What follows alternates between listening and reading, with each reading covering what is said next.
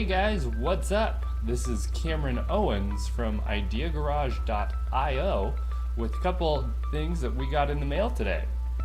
So let's take a look.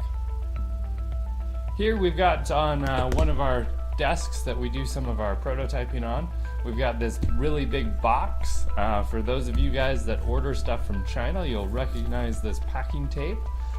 So this is something that came from China. And then we've got this guy, a dial indicator. Now you may be asking yourself, what do these two things have in common? Well, we've got a new machine that we just got in for expanding some of our prototyping capabilities here at the Tech House. And so we needed a dial indicator for doing some of the calibration. So let's open this box and see what's inside.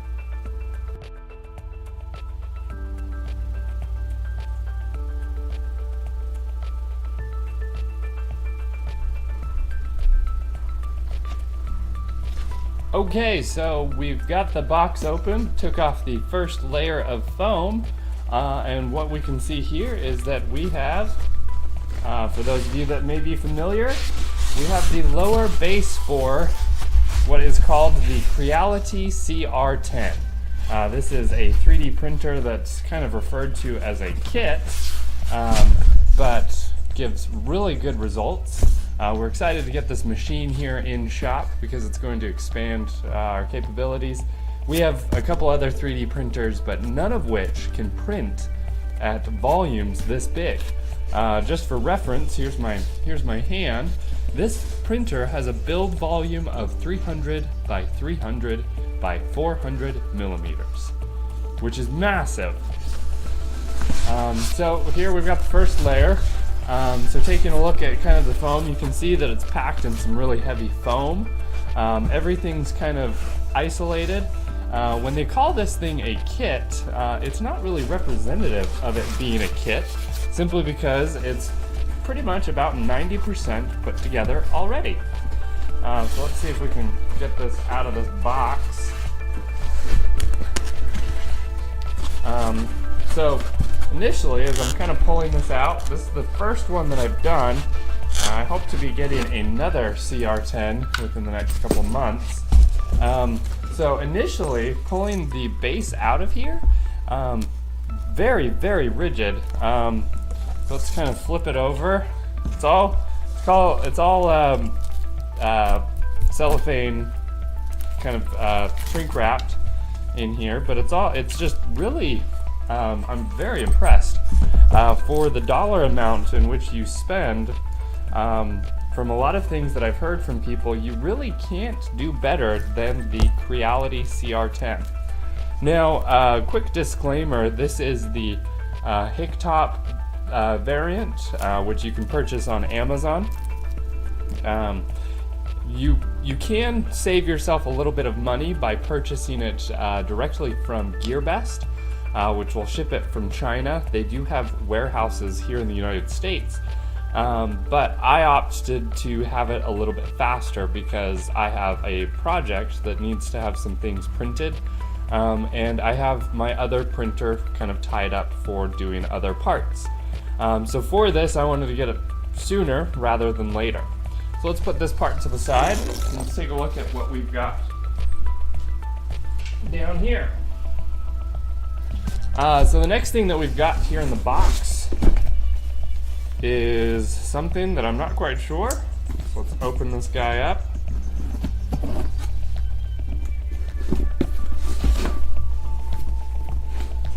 See what's in here. I'm assuming it's going to be the tools to assemble it and some instructions. Winner, winner, chicken dinner. Looks like I was right. So we've got this card. Talks about HICTOP. Contact information, kind of impressive. Since my other printer is a printer from China, it's a kind of a knockoff of the MakerBot clone. We've got the power cable here. A pretty decent sized sample spool of PLA. It's not as tightly shrink wrapped as I'm used to with the Hatchbox stuff, but pretty good. We've got the part of the spool holder. We've got a little spatula to get it off of there. The first thing that I look at when I get these spatulas, a lot of times they just are not, I guess, really good quality for a printer. But this one actually has an interesting edge on there. It's not sharp. I mean, if you wanted to push hard enough, you could probably cut yourself on this corner, but it's got a good edge to it to be able to try and get under your print. So that should be definitely very handy. We've got a USB cable, I'm assuming so that you can print offline. I'll do a later video on setting up Octoprint. You've got some tools in here. So you've got the little wrenches, Allen keys, some zip ties for cable management, screwdriver, and let's check these out. These are some side cutters of surprising good quality. I have some that are pretty nice, and these are almost identical to them. And I'm not sure if you guys can see, coincidentally, kind of matches the color for the inserts for the extruded aluminum. Not bad. Good job, guys. So yep, let's grab those tools. You've got the guide tube that takes your filament from the extruder motor all the way up to the hot end. We've got some brackets. Looks like these are your end stops, probably for the Z gantry, since that's what requires to be assembled. You've got a extruder tip, another Z stop, some nuts and bolts. We'll probably figure out what those are for, and then a USB it's a USB adapter to micro USB. Doesn't look like it's spring loaded, but some sample prints on there, and then a bracket to mount the spool holder to. So let's get rid of that box. Take the knife, put it over here. So now what we've got in here, you can see it, we've got, looks like a tape of, a roll of masking tape for doing some of your printing, so if you want to print directly onto masking tape. Now, I've heard a lot of different varying opinions on this controller box. So this is the controller box. I'm betting it's probably the electronics inside of here are based off of the, can't even think of it. I have it over there on my bench right now to use as a motion controller, as the other kind of electronics. When I think of it, I'll remember the name. So overall, just initially, power switch, you've got your plug, a whole series of wires. Ah, fabulous. I'm not sure if you guys can see that little bit of detail. Let's bring a light over here, shed some light on the situation. Not sure if you can see, but these have little labels on here, so you know that this is the x-axis. Wait, here's an X. Here's an X, so that's one's probably for the end stop, maybe a motor. We've got another X. We've got a Z, another Z. That's probably going to be your Y's. Yep, you've got a Y and a Y. What's nice is all of this is, it's got a shrouding on the cabling. What's also really impressive is they went with a aircraft connector. Let's see if I can fix this lighting situation. That help? Nope. Okay, let's bring it over. So they went with these aircraft connectors, so they're screw-in to give you some really good solid connections. And then obviously all of your Chinese warning tags. So let's put that to the side. And then last but not least, packed in, again, a lot of foam. Very impressed with the packing quality of all of this. We've got what is the Z gantry.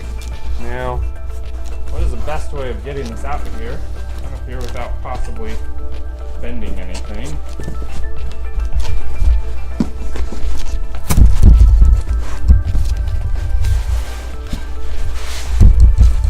Take the whole thing of foam out. is the gantry system that we've got. Right?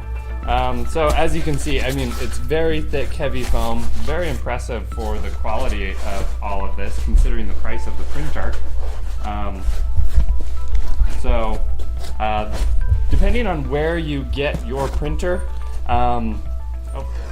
you can spend anywhere from about $400 all the way up to about $1,000 for this printer. Which, when you compare it to some other printers out there, some of the other ones that we use, like the Ultimaker, it's going to run you about $4,000 for the whole setup. So this is really impressive, especially considering the build volume.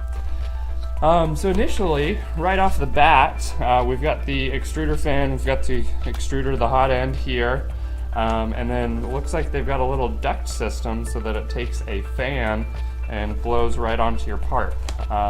My previous printer doesn't use any of that. And then again, we've got these pretty nice connectors.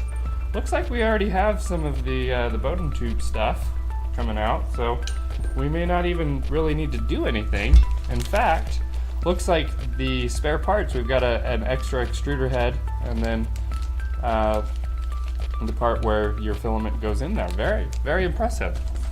It's like almost having a whole repair kit for your printer after you do a couple of 100 hours of printing. So let's take a quick break and get all of the parts set up. Okay, so coming back to this bottom, I still had a little bit of cellophane that was grabbing onto one of the corners. So yeah, just make sure that you can just kind of glide the whole thing, the whole gantry. This is definitely going to impact the quality of your prints if you don't do that. And some of these bearings are too tight. You're going to see things like skipped steps, which will cause your print to shift and things. So just make sure that you check that before you assemble it, because you'll obviously have to take it apart to be able to get under here and tinker with these. Okay, just as I'm putting this thing together, looks like there are some minor scratches on this unit. Several other YouTubers who talk about the reviews of this printer, the Creality CR-10 and its various variants, do talk about how these printers are tested before they ship them out. So not really a deal breaker for me.